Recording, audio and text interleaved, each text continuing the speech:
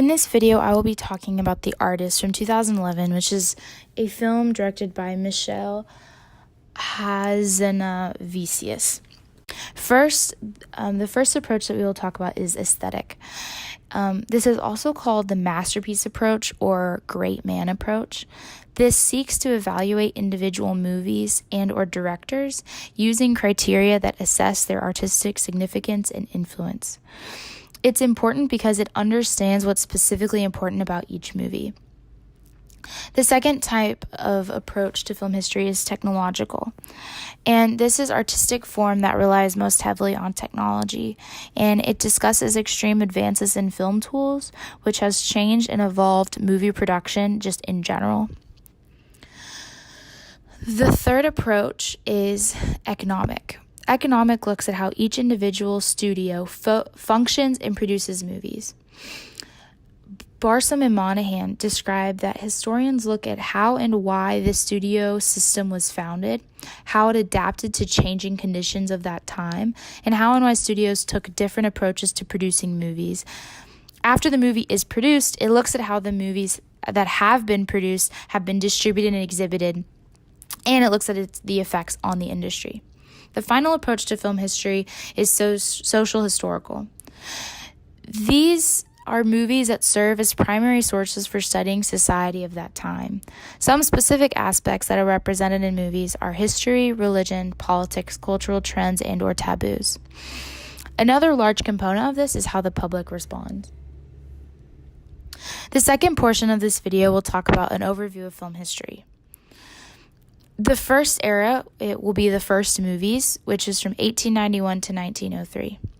This occurred in four major industrialized countries: the US, Germany, France, and England.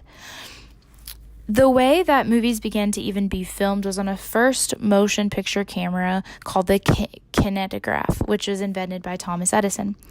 These films during this era were limited in motion simply by moving towards or away from the subject. The second era in film history were the origins of classical Hollywood style, which is the silent period from 1908 to 1927, which encompasses a large era. So this was distinguished by Edwin S. Porter and D.W. Griffith's development in narrative form. Barsom and Monahan say other major aspects include the crystallization of the classical Hollywood style, the ascendance of Hollywood as the center of the world's motion picture industry, the development of movie genres, and early experiments with color and animation. However, this period overlaps between the silent period and the sound period, which we will talk about later. This period included the form itself and how the form was produced also. Another interesting era was the German Expressionism, which was from 1919 to 1931.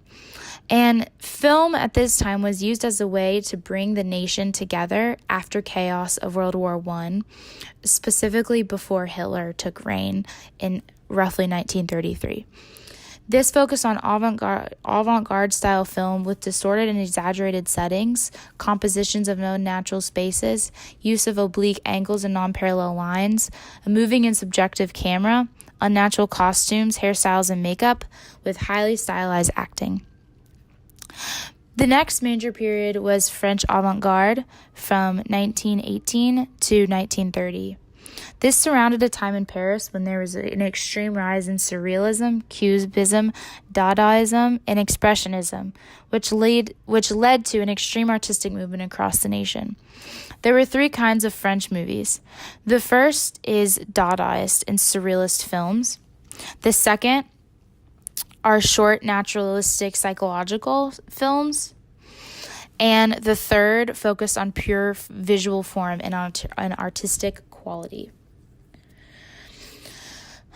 Another period was the Soviet montage movement from 1924 to 1930. This was rooted in Lenin using film to manipulate and socialize audiences to level with his own indoctrination of the country. And the final era of film history that we'll talk about was the Hollywood's Golden Age from 1927 to 1947. This was a transition from silence to sound, as well as when film began to impact American society and culture. Essentially, the nation began to define themselves by the movies that were created. Comparing the Hollywood's golden age to the artist is very important. First, I will discuss the artist. The artist, filmed in 2011, is about the transition from silent films to films with voices and sound. The movie begins by showing a charismatic, charming actor, George, who is one of the most famous in the business. He meets a young lady who ends up replacing him in the industry due to her acceptance of sound and voices in the movies.